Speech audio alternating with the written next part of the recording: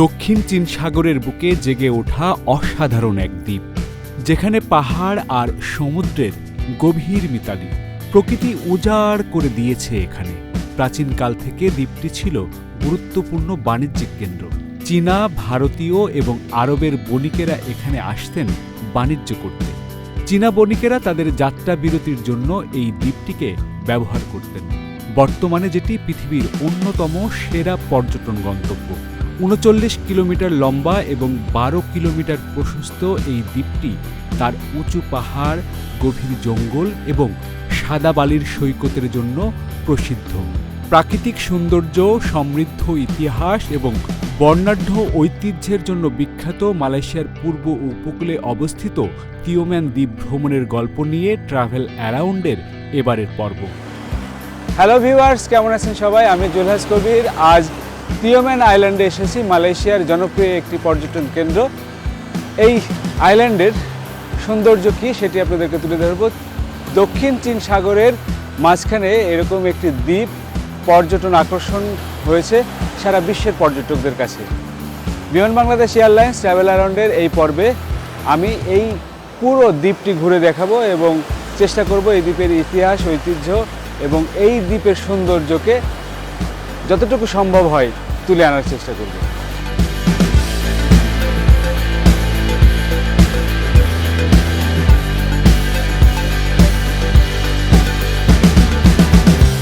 রাতে মালয়েশিয়ার রাজধানী কুয়ালালামপুর থেকে আমাদের যাত্রা শুরু। গন্তব্য দেশটির অন্যতম সেরা পর্যটন কেন্দ্র তিওম্যান আইল্যান্ড। মালয়েশিয়ার পেনিনসুলা পূর্ব উপকূল থেকে প্রায় ৩২ কিলোমিটার দূরে দক্ষিণ চীন সাগরে অবস্থিত দ্বীপটি।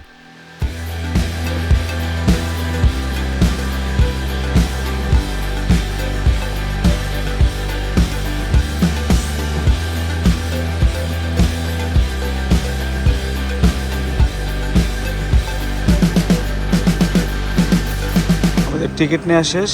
মানে এখানে যতগুলো কাউন্টার আছে, যে কোনো একটা কাউন্টারে আসলে দেখালেই তারপরে আমাদেরকে এই টিকিট দিয়ে দিল। দেওয়ার পরে এখন আমরা এখান থেকে ভিতরে প্রবেশ করব।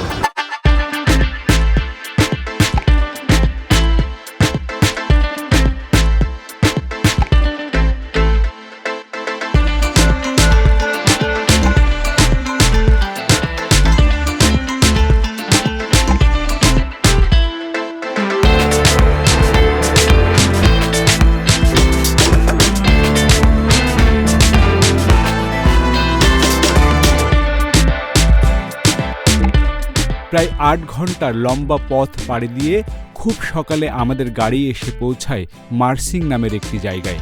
এখান থেকেই ফেরিতে করে আমাদের প্রায় ৩ ঘন্টা দক্ষিণ চীন সাগর পাড়ি দিয়ে যেতে হবে তিওম্যানে। বেশ নিরিবিলি একটি বাস স্ট্যান্ড। এখান থেকেই ফেরির টিকিট কাটা সহ সকল আনুষ্ঠানিকতা শেষ করলাম। জনপ্রতি ৩৫০ রিঙ্গিতে আমরা ফেরির রিটার্ন টিকিট কেটে নিলাম।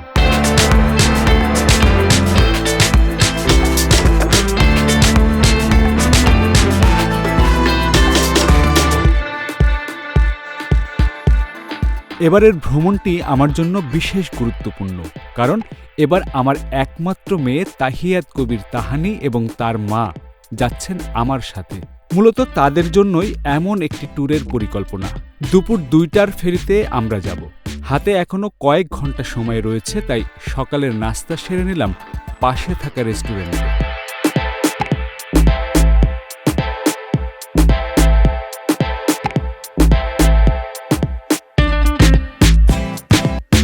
বলে রাখি, তিওম্যান দ্বীপে যাওয়ার আগে আপনি আপনার প্রয়োজনীয় খাবার ও পোশাক কেনাকাটা এবং ডলার এক্সচেঞ্জের মতো জরুরি কাজগুলো সেরে নেবেন, কারণ তিওম্যান দ্বীপে মানি এক্সচেঞ্জের সুযোগ নেই।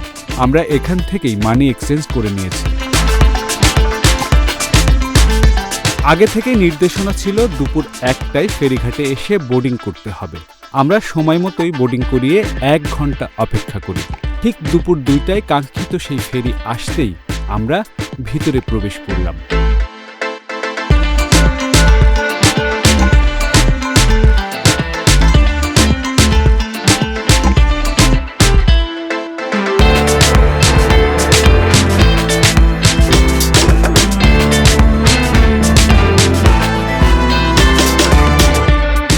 জাহাজের সিটগুলোও বেশ সুন্দর, প্রত্যেকটি লাইনে তিনটি করে মোট 3টি লাইন। জাহাজটি পুরোটা হলো এসি, তার মানে জার্নিতে আপনার কষ্ট হবে না, যে রোদ গরমে সমুদ্র পাড়ি দেওয়ার সময় যে কষ্টটি হয় সেটি হয়তো হবে না। আর এটি হলো ফেরিঘাটের বাইরের দৃশ্য।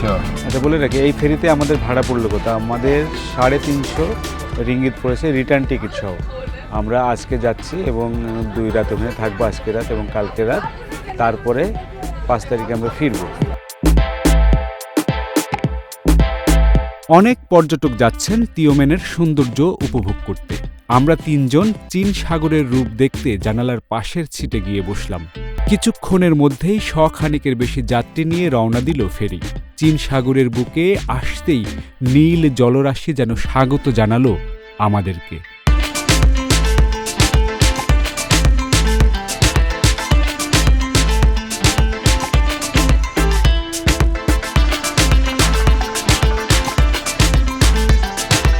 যতটা ভেবেছিলাম খুব উত্তাল ঢেউ থাকবে সাগরে, ঠিক তেমনটি নেই। বেশ শান্ত। ফেরির বিভিন্ন প্রান্ত ঘুরে কোনো বাংলাদেশি পর্যটকের দেখা পেলাম না, তবে বেশ কয়েকজন প্রবাসী বাংলাদেশি ভাইয়ের দেখা মিলল, যারা সবাই তিওমেনের বিভিন্ন রিসোর্টে চাকরি করেন। এই ফেরিতে যাওয়ার সময় বেশ কয়েকজন বাংলাদেশি দেখা পাইলাম।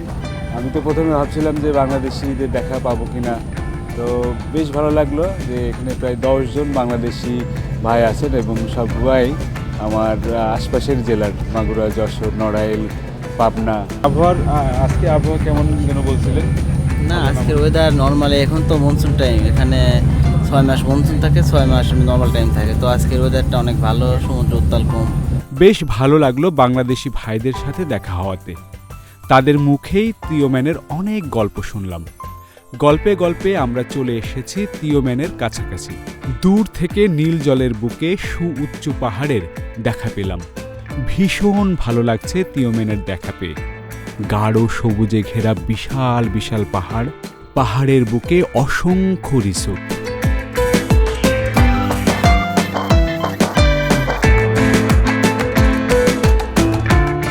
মালয়েশিয়ার পূর্ব উপকূলে অবস্থিত এই দ্বীপ তার প্রাকৃতিক সৌন্দর্য, সমৃদ্ধ ইতিহাস এবং বর্ণাঢ্য ঐতিহ্যের জন্য বিখ্যাত। তিওমেন দ্বীপ মালয়েশিয়ার পেনিনসুলার পূর্ব উপকূল থেকে প্রায় 32 কিলোমিটার দূরে দক্ষিণ চীন সাগরে অবস্থিত। 39 কিলোমিটার লম্বা এবং 12 কিলোমিটার প্রশস্ত এই দ্বীপ তার উঁচু পাহাড়, গভীর জঙ্গল এবং সাদা বালির সৈকতের জন্য প্রসিদ্ধ। প্রথমে যে ঘাটে এসে থামল ফেরিটি, সেখানে অনেক পর্যটক নেমে গেলেন। আমরা যাব দ্বীপের ঠিক উল্টো পাশে। ওই পাশটি নাকি বেশ নিরিবিলি, তাই আগে থেকেই ওপাশেই একটি রিসোর্ট ভাড়া করে রেখেছিলাম 2 রাতের জন্য।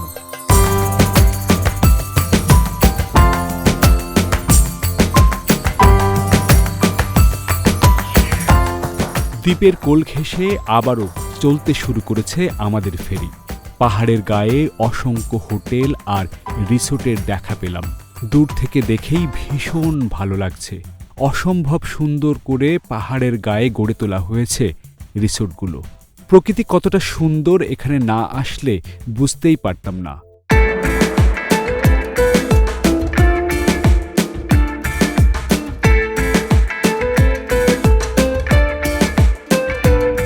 তিওমেনের আশেপাশে থাকা পাথুরে এমন ছোট ছোট দ্বীপ সত্যি মুগ্ধ করছে পর্যটকদের, যেন কোনো শিল্পীর রং তুলিতে আঁকা ছবি। তিওমেনকে স্পর্শ করার আগেই প্রকৃতির এই মায়াবী রূপ দেখেই মন ভরে গেল। পাহাড় আর সাগরের এমন মিতালি দেখতেই আমাদের 7 সমুদ্র 13 নদী পাড়ি দিয়ে আসার সার্থকতা খুঁজে পেতে শুরু করেছে।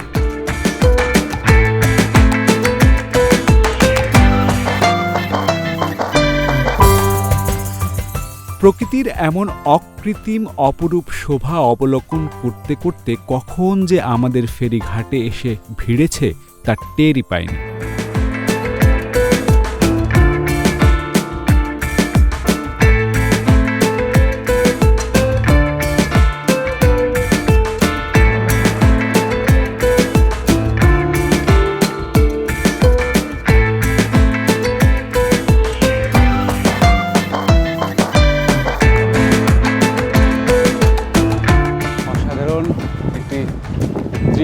আমরা কিন্তু দেখতে দেখতে আসছি।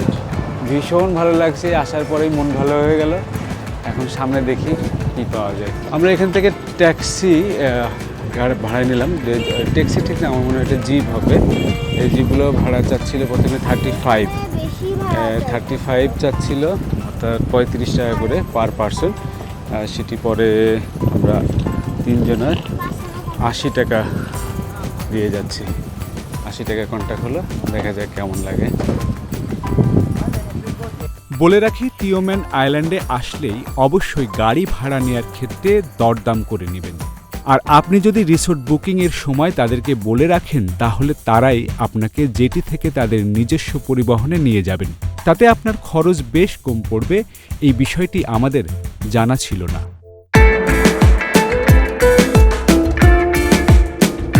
কি অসাধারণ, কি অপরূপ দৃশ্য এটি, সত্যি মুগ্ধ করার মতো।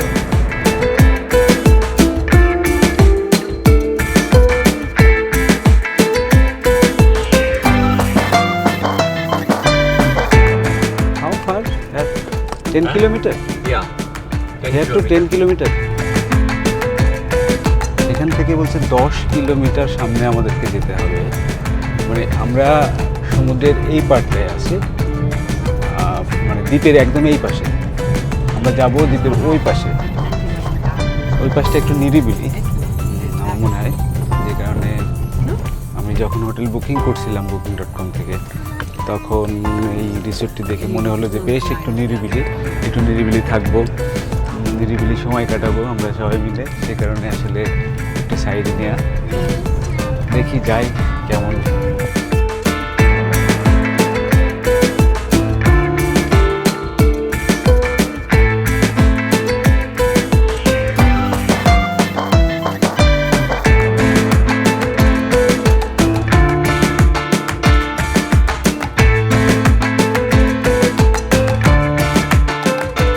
পাহাড়ি রাস্তা ধরে এগিয়ে চলেছে আমাদের গাড়ি। গভীর জঙ্গল, তার মাঝ দিয়ে এমন পাকা সড়ক, গা ছমছমে একটা পরিবেশ।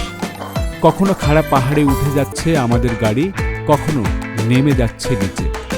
এভাবে প্রায় 10 কিলোমিটার পথ পাড়ি দিতে হবে আমাদের। পর্যটন আকর্ষণ বাড়াতে পর্যটকদের সুবিধার জন্যই এমন যোগাযোগ অবকাঠামো গড়ে তোলা হয়েছে পুরো পাহাড় জুড়েই।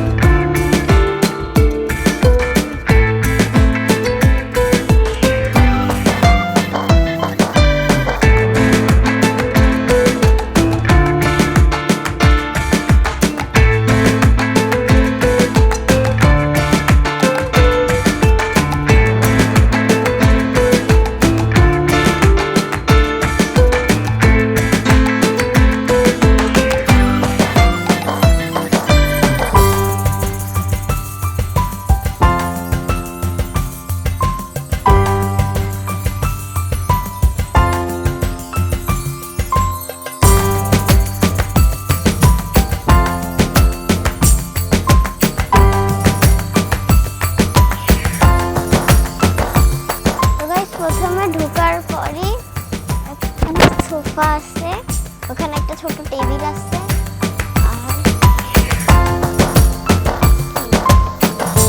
আর এখানে আমাদের, এটা আমার বেড, এটা মা বাবার বেড আমার, আর এটা একটা মানে একটা ফ্রিজ আছে, মিনি ফ্রিজ, দুইটা বোতল আছে পানির, চা কফির ব্যবস্থা আছে। তারপরে এখানে কাপড় ঝোলানোর জন্য হ্যাঙ্গার আছে, এখানেও ঝোলানো যাবে কাপড়। রুমের বারান্দায় বসে পাহাড় আর সমুদ্রের মিতালিকে উপভোগ করার এমন সুযোগ জীবনে আসবে তা ভাবতে পারেনি, বিশেষ করে পরিবারের সাথে। ঠিক যেন পাহাড়ের গায়ে হেলান দিয়ে সমুদ্রের জলে পা ডুবিয়ে বসে থাকার সুযোগ করে দিয়েছে রিসোর্টটি।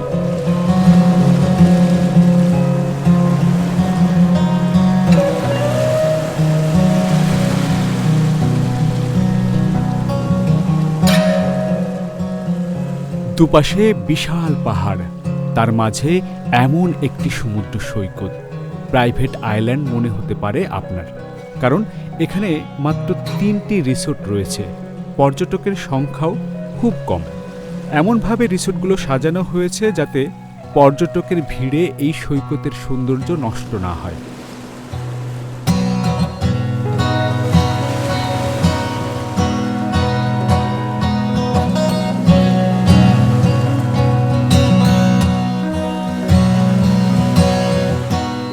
পাহাড়ের গায়ে সমুদ্রের ঢেউগুলো আছড়ে আছড়ে পড়ছে।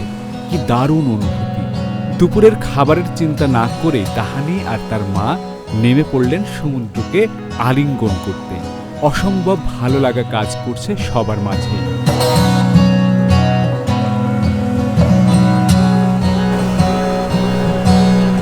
কি লিখছো? I love you mom and dad.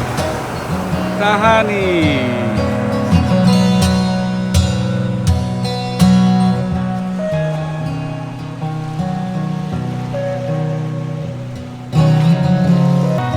একদম পাহাড়ের কোল ঘেঁষে এটি আমাদের রিসোর্ট।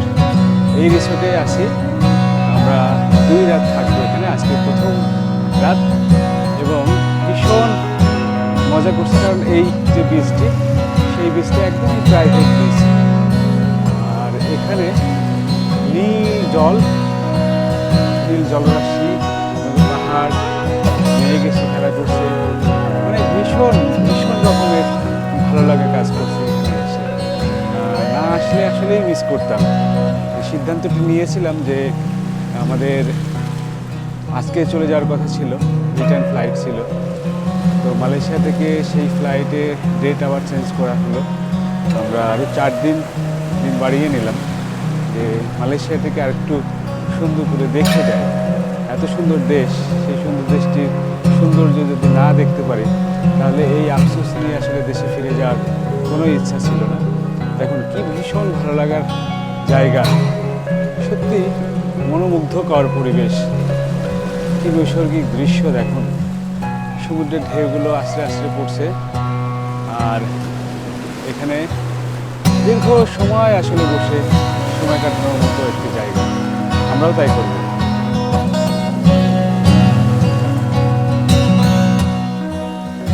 আহা, জীবন কত সুন্দর! সত্যি জীবনের মানে খুঁজে পাওয়া যায় এখানে। একটি মিথ প্রচলিত আছে এখানে, একসময় নাকি ড্রাগন রাজকন্যা এই দ্বীপে বিশ্রাম নিয়েছিলেন এবং টিওম্যানের রূপে মুক্ত হয়ে এখানেই থেকে যাওয়ার সিদ্ধান্ত নিয়েছিলেন। আমাদেরও মনে হচ্ছে প্রকৃতির মায়ায় নিজেকে বেঁধে রাখি, থেকে যাই এখানে।